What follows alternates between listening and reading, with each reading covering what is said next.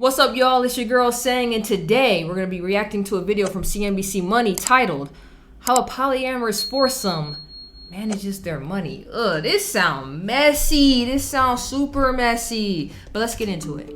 So these are our nighttime caddies, I guess you could say. I have like my sleeping pills. I have my eye mask, my evening lip mask. Sometimes I put snacks in here. Yeah, sometimes they're snacks, sometimes they're sex toys.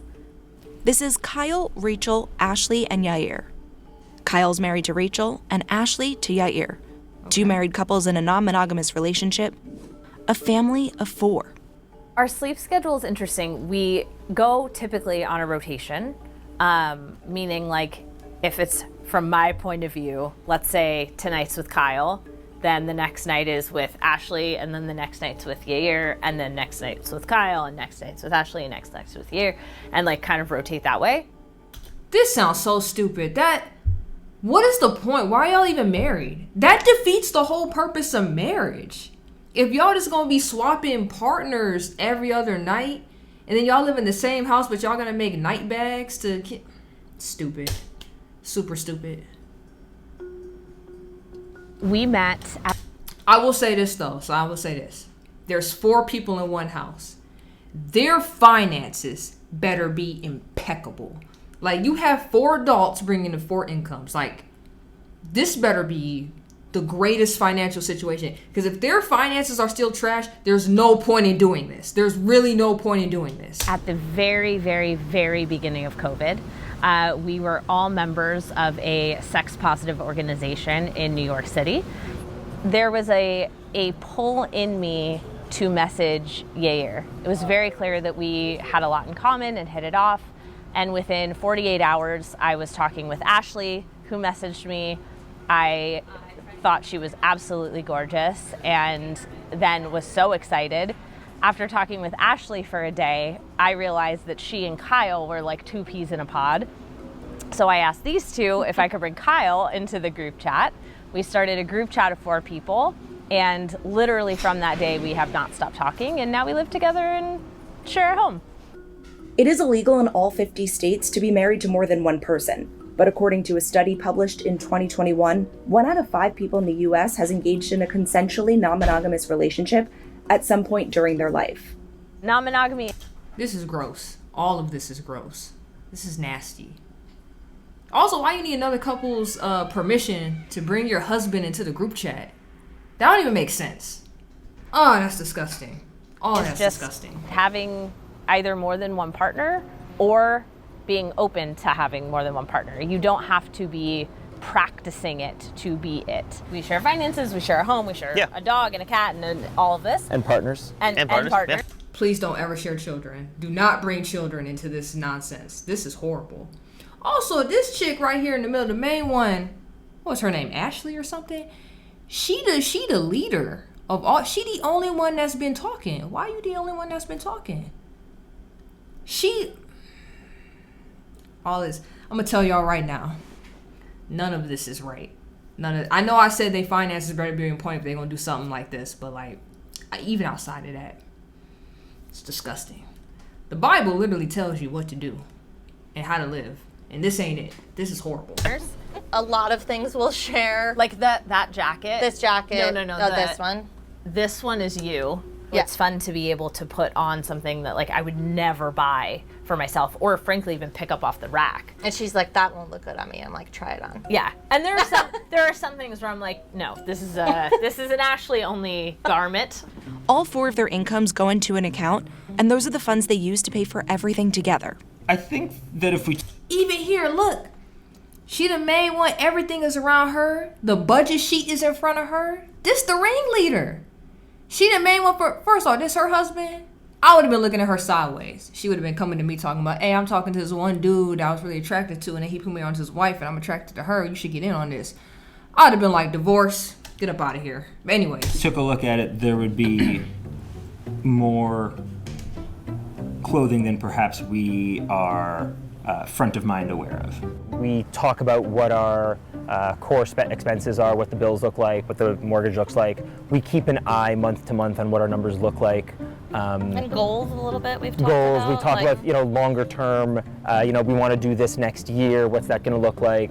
Will you give me that? Right. Why don't you hold this? Not a lot of cash happening this week, but why don't you take care of that part? And I'll all write the check giving for their her money to too, her. so she can have a cash tip. Great. They're all giving their money to her. This is wild. All right. Okay. And if you want to give me the check, I can. I also have a credit card if that works. We really try to let everybody live organically and do what they want, and then we come back and take a look and go, okay, so last month I think we probably overdid it on the restaurants. Why don't we this month, trim that back and save up for a birthday coming up in X weeks or whatever.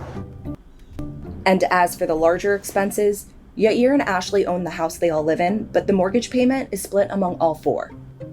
One of the things that I was very adamant about was that my student loan debt did not come and impact them. So that is something that will not be on them at all and will remain just in my name. That's not nearly the only difference navigating finances with four partners.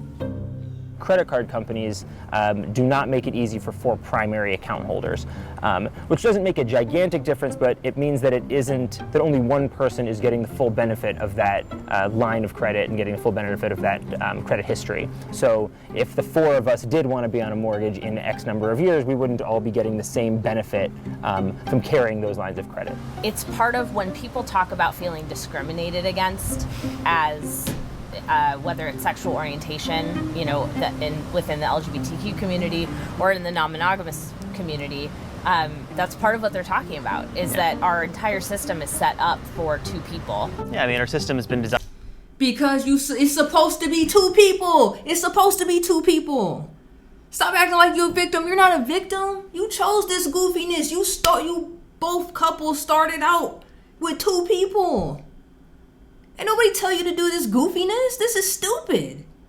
And also, from the way they spoke earlier, where like, if we overdo it 1 month, we know we got to cut back so we can save up for something the next month. That already tells me they're paycheck to paycheck.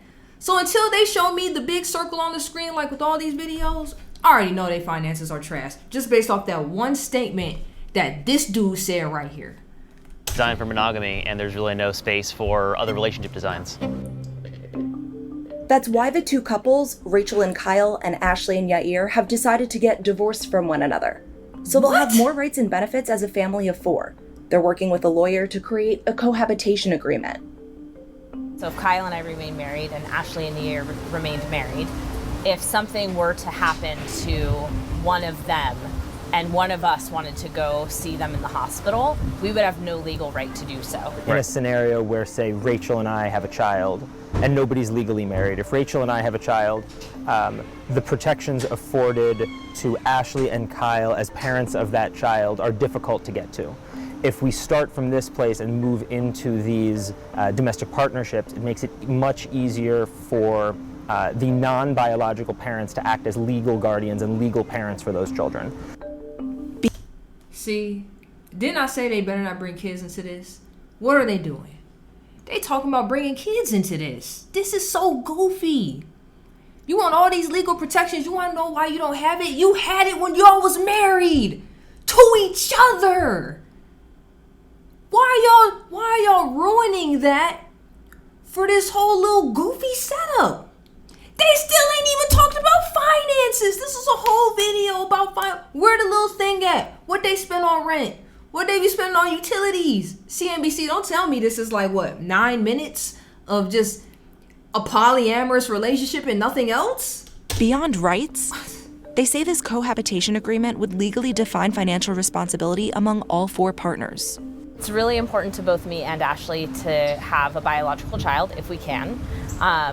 If we can't, we have talked about carrying the person's egg that is viable, and all of us will be financially responsible for the children.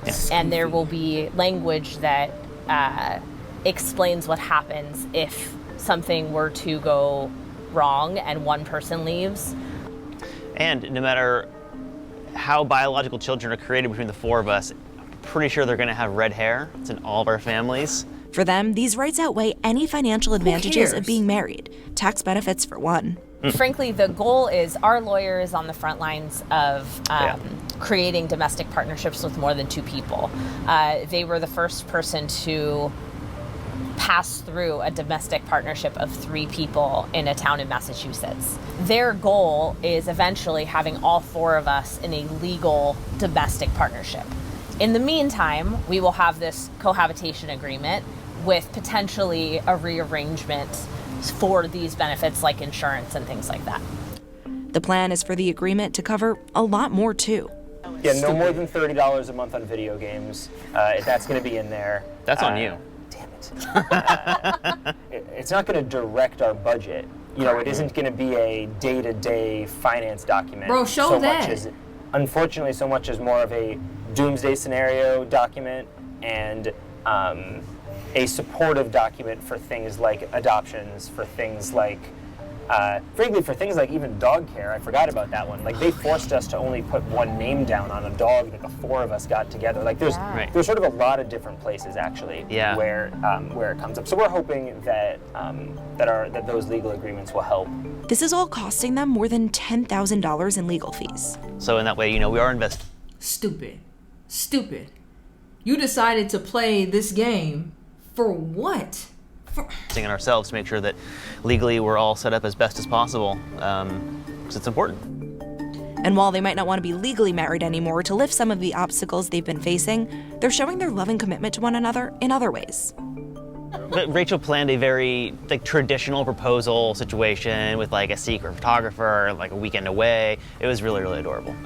Though the rest of us in our different dyads are talking about different symbols and ways to use symbols, be that jewelry, tattoos, whatever the case is, of solidifying those commitments with some kind of meaningful symbol. Although I wouldn't mind if he got down on one knee, you know? Wow, no pressure. No pressure. Bro, it really just sounds like, because she said from jump, they were at some sex positive place or whatever. From jump, she was feeling dude that she just said, I wouldn't mind if he got down on one. She really just wants that one guy. His wife and her husband, well, I guess exes now, I guess ex-wife and ex-husband, because they're idiots. They're just cherry on top for her, extras. That's all that is. She really just wanted homeboy all the way on the end. And in order to get that, she just if I can get these other 2 pieces to agree, then I can have my cake and eat it too. I can do whatever I want. That's really all this was, because she's the ringleader. They giving her all the money. She talked most of this video. She made all the decisions. Bro, this is messed up. There are so many assumptions and misconceptions about what our life looks like. One of the ways to combat shame is to show people that they're not alone and that it is okay to be yourself. So I talk about my depression. I talk about being queer. I talk about going to sex parties. I share so that people don't feel alone, and I share to destigmatize. And frankly, it all. What are you depressed? This is the setup you wanted. All of this. You wanted all of this to have him. And you depressed still? For what? You going through all this 10 G's in legal fees. For what? And you're still sad and depressed? For what? This is what you wanted. You thought this was going to make you happy, and you're still not happy. Because you're not living right. That's why you're not happy. You know this is wrong. All of this is wrong. Also, we got 13 seconds left. They haven't showed anything about finances. I don't know what your rent is. I don't know what your discretionary spending is. How much you spend a month for the pets.